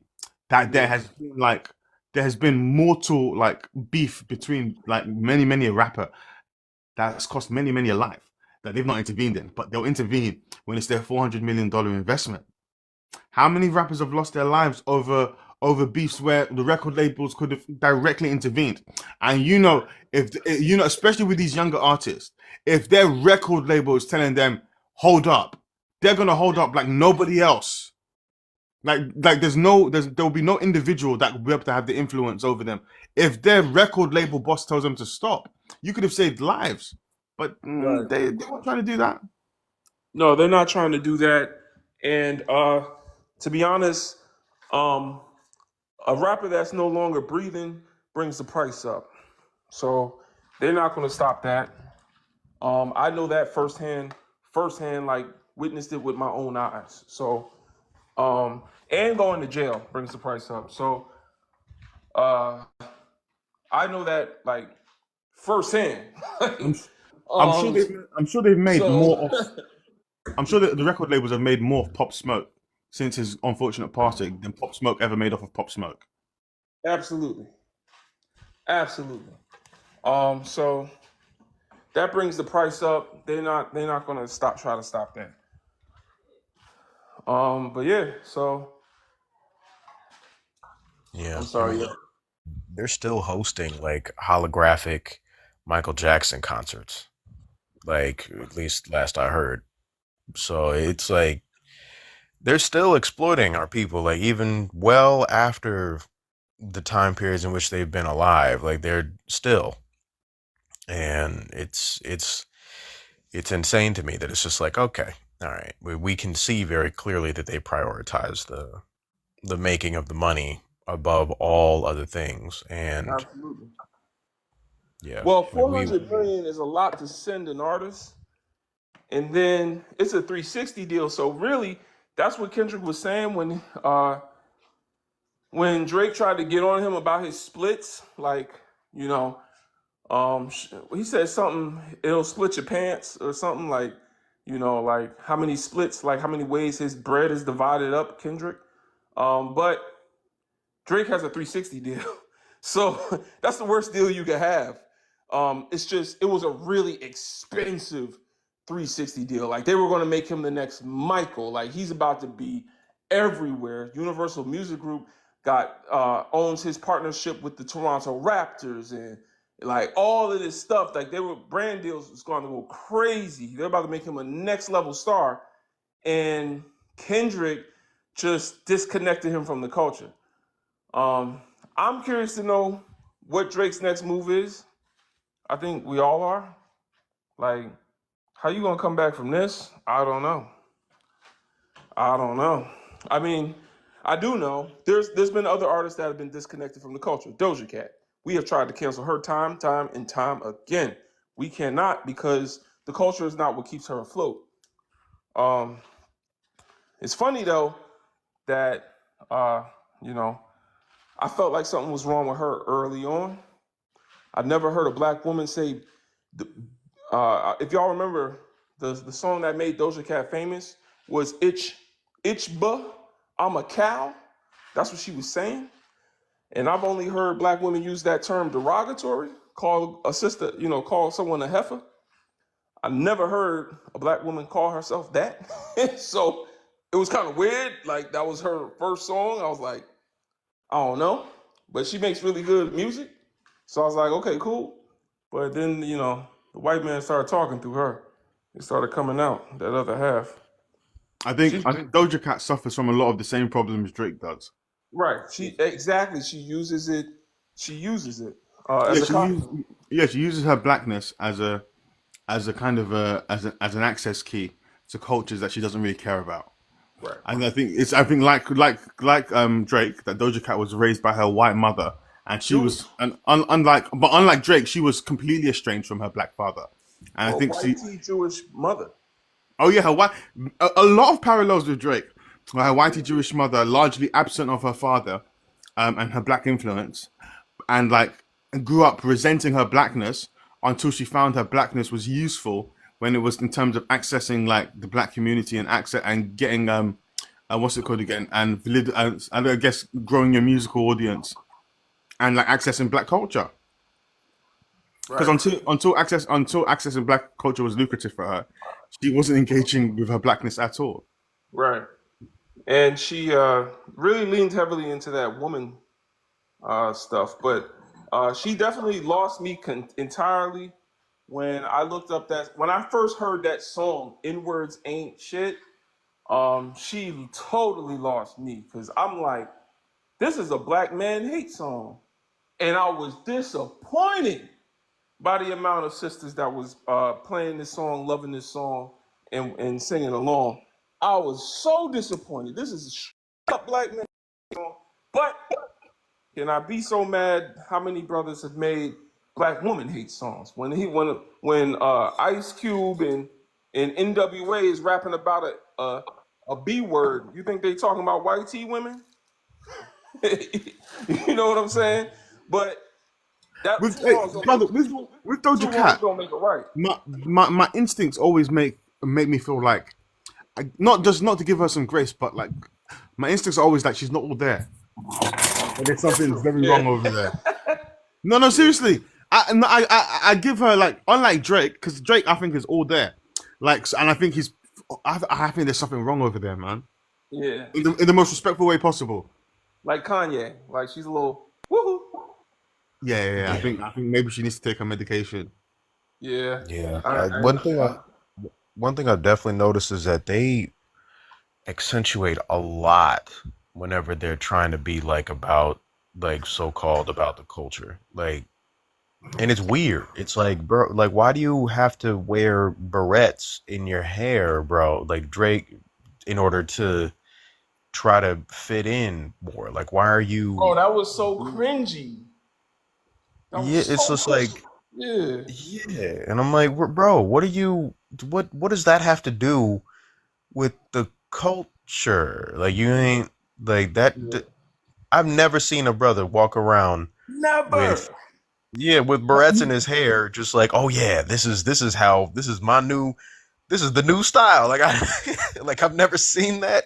I mean, I'm sure that obviously, we ain't a monolith, so maybe it's happened in other places, but at the same time, I ain't never seen that growing up. Like I don't like we'd have our hair in all different types of styles, and the sisters unimaginably beautiful ingenuity in the creativity of their hair is fantastic.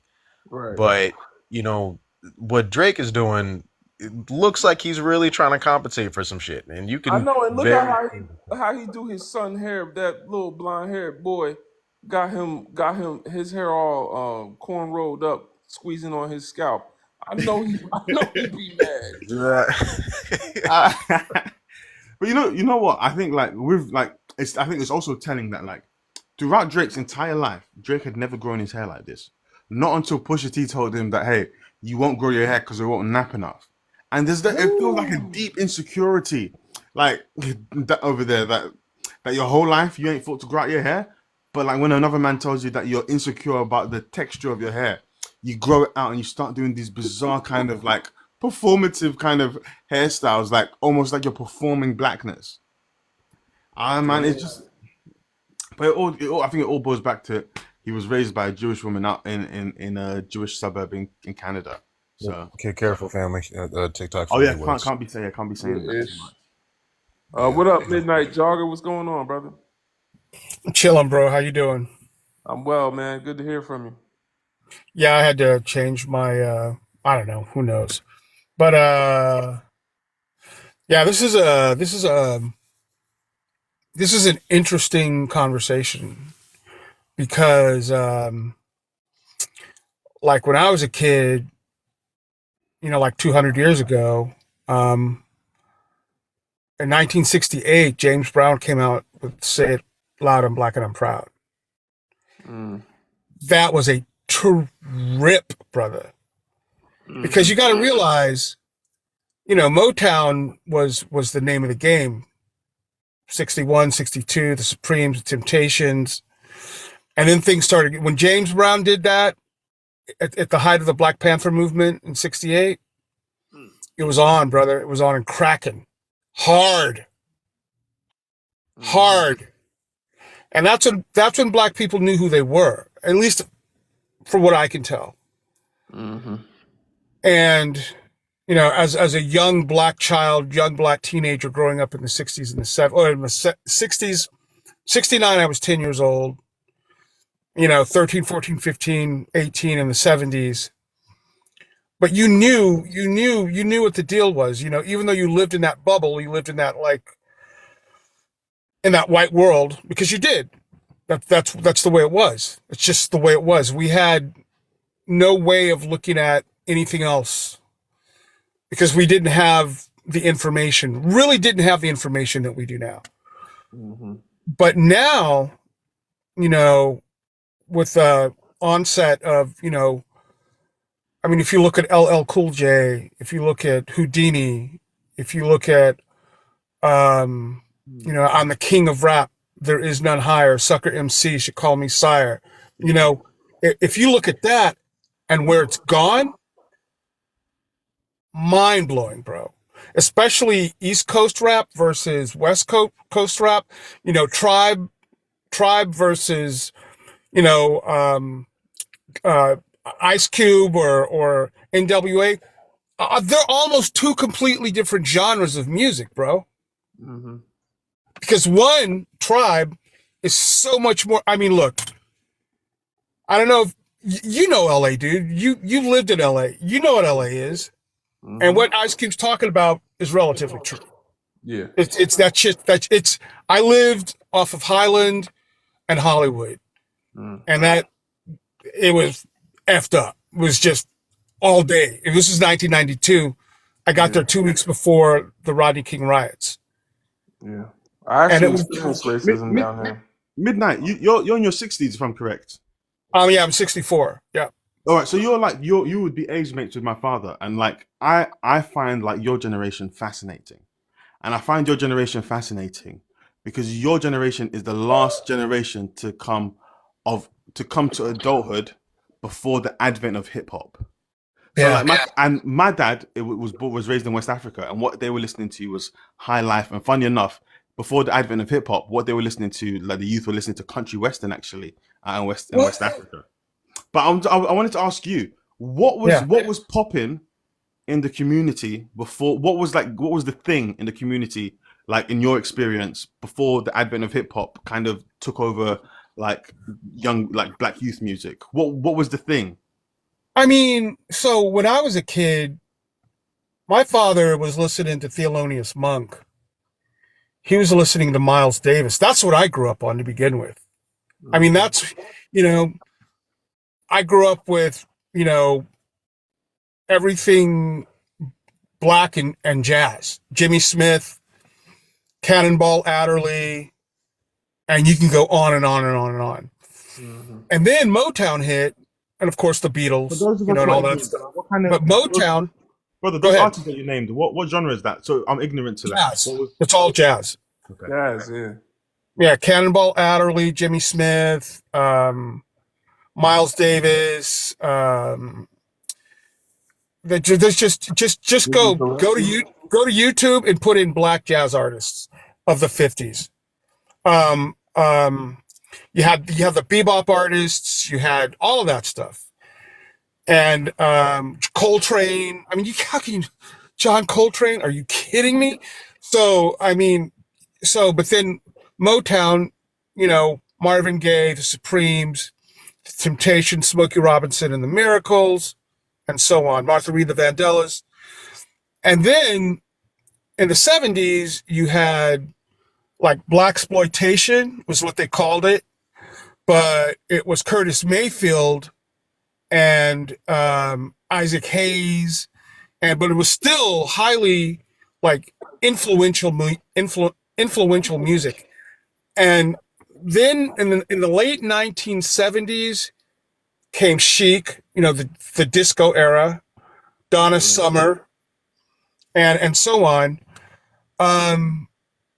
But what happened was when they started dropping drugs for educational purposes only, TikTok, when they started doing that, when Richard Nixon and Ronald Reagan and the CIA started doing that to black neighborhoods, that's when the inner city, that's when the storytelling of the inner city became vital and crucial. You know what I mean? Like, because it's real. That's the life you were living, man. Bloods and Crips. That's what you were living. I lived in LA in 92. I mean, it's just like, and then school to prison pipeline with Clinton, and then here we are. I mean, that's just literally what happened. Like, here we are. But I mean, it was, I'm just going to say this. The music was elegant. The Motown scene was elegant. The jazz scene in the 40s and the 50s. Well, jeez, man, from ragtime all the way to like 1965 when jazz was still a thing in black neighborhoods. It was a very, Duke Ellington. I mean, all of these, Count Basie, all of these real musicians that the Harlem era of black musicians. You know what I mean? So you had all that going on, right? But now here we are. Here we are with Drake.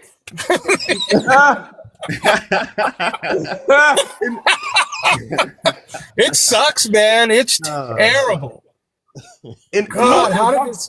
God. In regards to black music, I would assume that, like, I don't know, I don't have any evidence to give to you guys, but I would assume, knowing the nature of major record labels and their greed and their nature, their desire, their instinctual nature for exploitation, I would suggest that, like, with the rise of AI, that they're gonna try and squeeze out like human artists.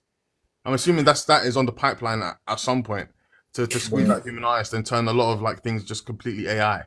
Because obviously you can own 100% of the royalties and 100% of the publishing and 100% of everything if you're just making music that's artificially generated.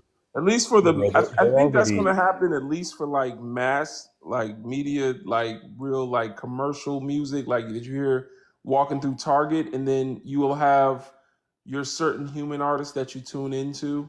Like, except artists now are becoming more like influencers.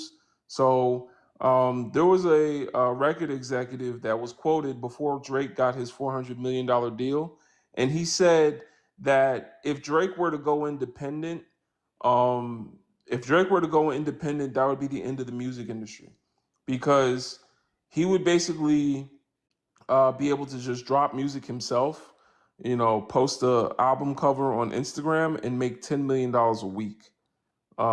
If he like, Insane. yeah, so he would be able to make $10 million a week, but he traded that in for a $400 million deal. And that's the state music is in. Is all it takes is for Drake to go independent for the whole music industry to be over, because no artist would ever need to sign to a label. Like, social media has changed everything. Yeah, so that's why a lot of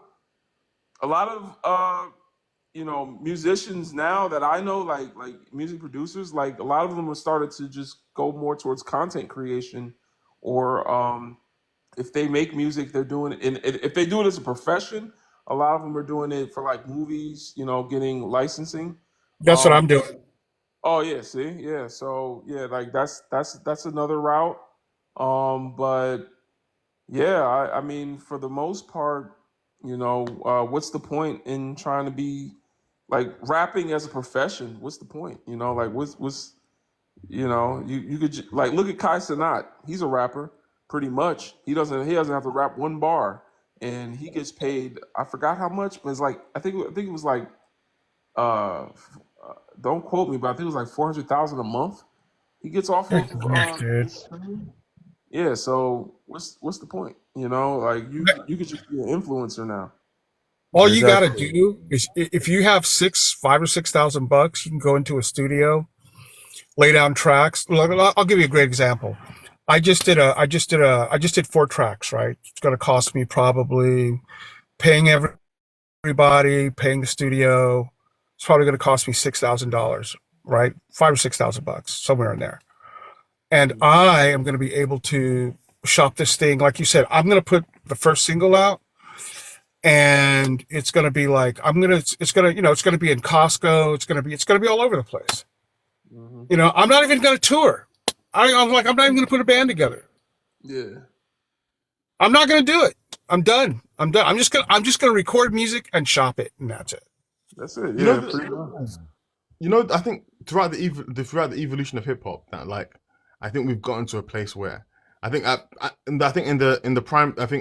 in the primary form of hip hop that the DJ was paramount because obviously hip hop started with block parties and the DJ was central to the hip hop. Like I think it was the most important like figure within the hip hop community. I think moving on, I think to from the DJs, you went to the rappers, became the most important like cog in the hip hop machine. And I think from rappers now you've moved to producers being the most important cog in the hip hop machine with the death of lyricism and like the rise of like just like of super producers where like it doesn't really, nobody really cares what is being said on the song as long as the beat hits the way it's supposed to hit, that like the song can still be a hit. So I think you've moved from like from the DJ to the rapper and now to the producer, like where everything kind of I think everything revolves around the producer and the engineers and their capacity to like often take uh a very like strains of talent and turn it into something. Yeah, because you don't have to be talented to make a hit song, or Yeah, you just need the right kind of team. right. And you have you heard that BBL Drizzy beat that? Yeah, I've heard the BBL That Jizzy. was made by a guy named King Wallonius, and it's made through an AI called Sono AI, where you can literally just type something in, and AI will make a song. You can type in the lyrics. So that's on the way. Like I almost when I heard about it, I was almost like, man, I might need to get back into making beats again because you telling me uh I can sample an AI. Like I could just take AI, make it say whatever I want it to say, and then it'll make it sound like a Motown song, and then I can just sample that. Or I could take an instrumental that no one has ever heard before, created by this AI and make it any kind of beat that I want. Like you have endless samples now. Like like I don't know why no one's doing that yet. I guess Metro was the first person to do it. To be honest. Bro, I've started to see that they are taking um, actors, actresses, likenesses, and they're using them in commercials that literally have nothing to do with what these actors, actresses like talk about, speak about. And then you find out, oh shit, like halfway through the commercials, you're just like, wait, Viola Davis would never say that. Like, why would she say all these amazing things about a brand that only has like 60 likes on Facebook? Like, why? What? I gotta see this. You gotta put Yeah, the like levels in they're Discord. yeah. I'm gonna try and see if I can grab the advertisements the next time I see it. But Yeah, they're taking likenesses of famous people. You're able to copy their voices now, and you can literally develop an AI script in that person's voice. Um, and you can literally make it be like a whole advertisement just for your brand. Wow. And because they don't have enough laws in place yet to say that, hey, you can't use this person's likeness, or hey, you can't do this, that, and the third through AI because it's still brand new, like people are just doing that. And Wow. yeah, it's getting crazy, man. Like, That is crazy. yeah, Damn. That's something you kind of gotta think concerned. about. Yeah, kind of Because concerned for the literally, future because, It's going to be the ruination of us all, man. yeah, I mean, shoot. I mean, the right kind of video could do a lot of damage before we notice it's fake. yeah. Yeah. So if y'all see any weird clips out here of me randomly saying, like, you know what, the white side of things is actually pretty beneficial. Like, if you hear me say that shit, you know it's not. Like, nah, that's fake. I'm telling you. I'm Like, telling you. hell no. I would like to make an announcement.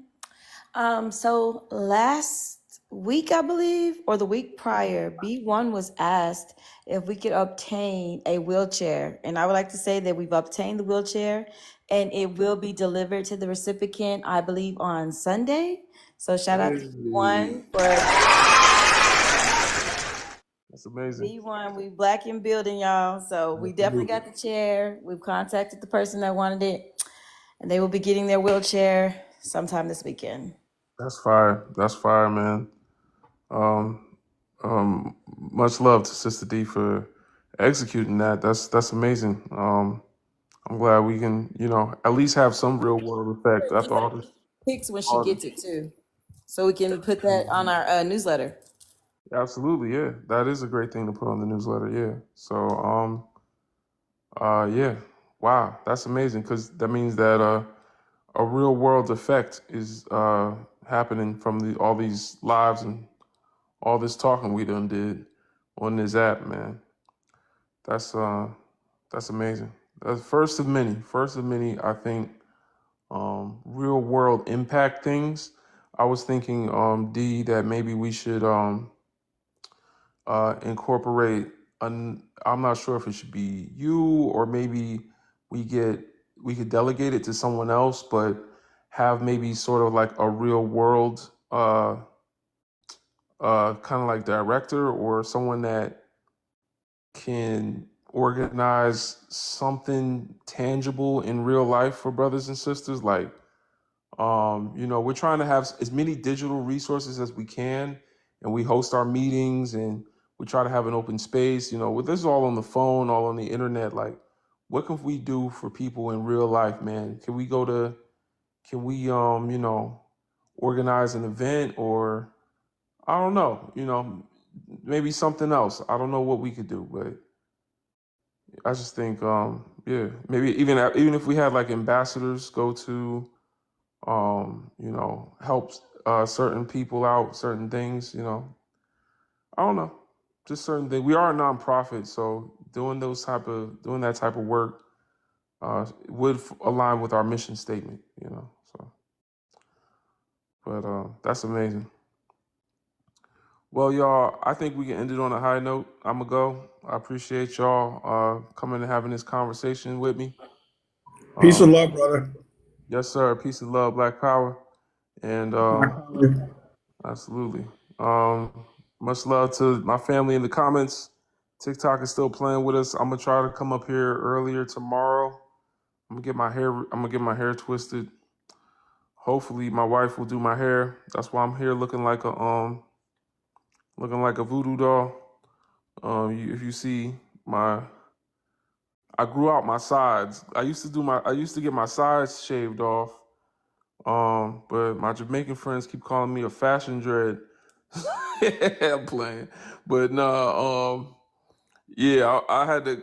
I'm growing out my sides, and so now I'm going to reattach all of this to the sides. So I'm hopefully I'll come back with a new head of hair. You know what I'm saying? But it's all real though. You know what I'm saying? I didn't go and buy some 4C Fox locks. Yeah, fox locks. Yeah, I didn't go and do that. I said I'm gonna grow it out to a certain length, and then we're gonna chop them off and just reattach. So that's what we gonna do. Me and my wife. So I'm gonna get that done, man. But yeah, yo, mad love for y'all. I'm gonna catch y'all tomorrow. Peace and love. Black power.